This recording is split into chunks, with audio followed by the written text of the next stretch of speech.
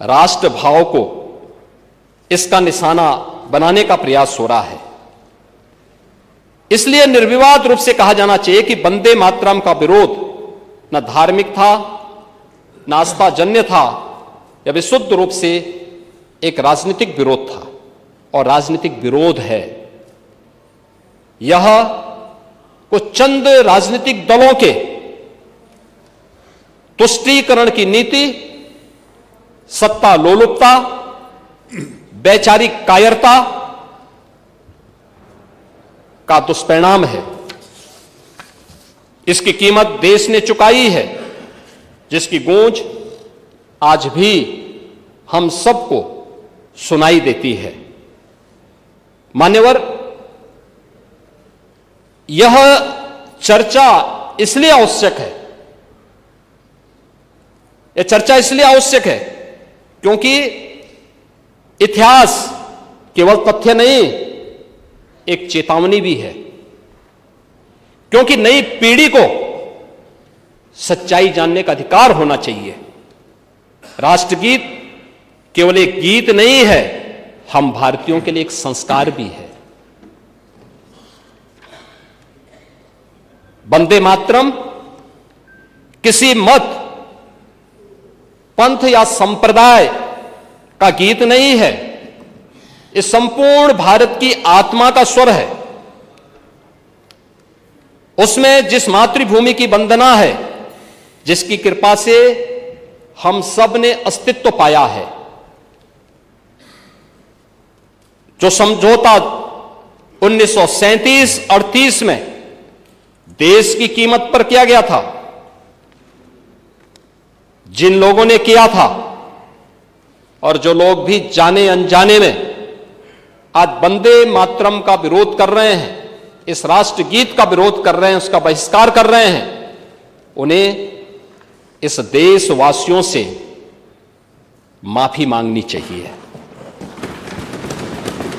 मान्यवर,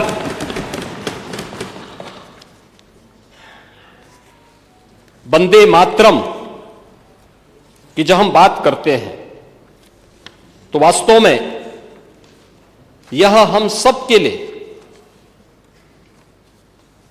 कैसे अंतःकरण से हर भारतीय को एक नई दिशा देता है। यह भाव हमारी भावनाओं के साथ साथ हमारे कर्तव्यों में भी झलकता हुआ दिखाई देता है।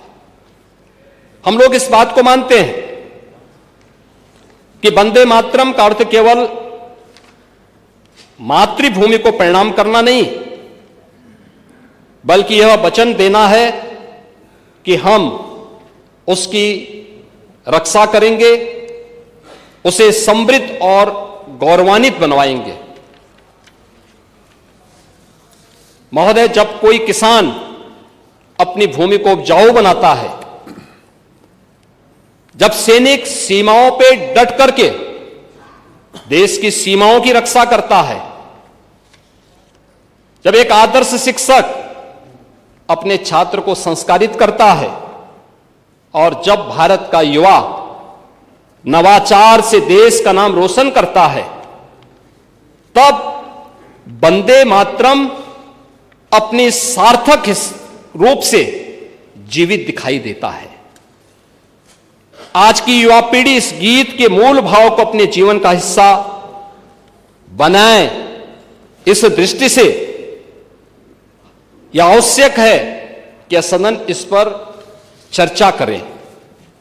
इन 150 वर्षों में दमन से मुक्ति तक, गुलामी से गरिमा तक, विभाजन से विकास तक भारत ने एक लंबी यात्रा तय की है। आज समय है गलती सुधारने का, तुष्टीकरण की भूलों से सीखने का, वंदे मातरम की गरिमा को पुनर्स्थापित करने का। और मैं पूरे सदन से इसके बारे में अपील करूंगा।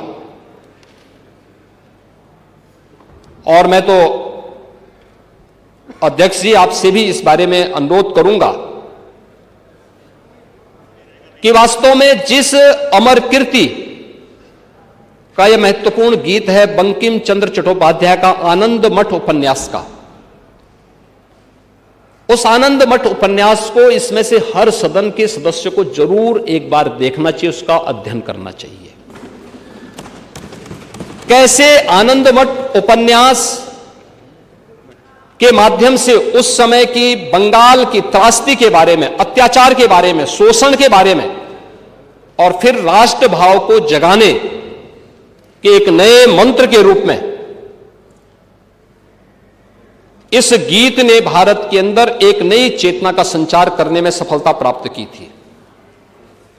कैसे आनंद मठ का सन्यासी भारत की सुप्त चेतना को अत्याचार के खिलाफ, शोषण के खिलाफ जागरण करने में आगे काम कर रहा है, और आनंद मठ से जुड़ी हुई उपन्यास की प्रतियां सभी माननीय सदस्यों को एक बार प्राप्त हो और वे एक बार देखेंगे तो उनको लगेगा कि वास्तव में यह हर भारतीय का भाव है, जिसे वंदे मातरम के माध्यम से बंकिम चंद्र चट्टोपाध्याय ने अपने इस गीत के माध्यम से इस देश को देने और आने वाली पीढ़ी को एक नई प्रेरणा प्रदान की है।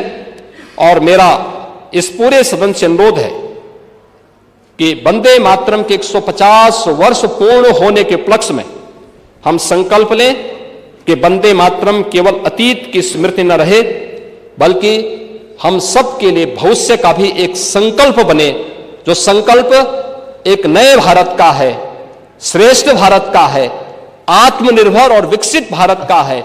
इस संकल्प के साथ हम सब सहभागी बने। इस विश्वास के साथ आपने 150 वर्ष पूर्ण होने के उपलक्ष्य में राष्ट्रगीत पर इस विशेष चर्चा को आज यहां पर स्वीकार किया है। मैं इसके लिए एक बार फिर से अध्यक्ष जी आपका और पूरे माननीय सदन का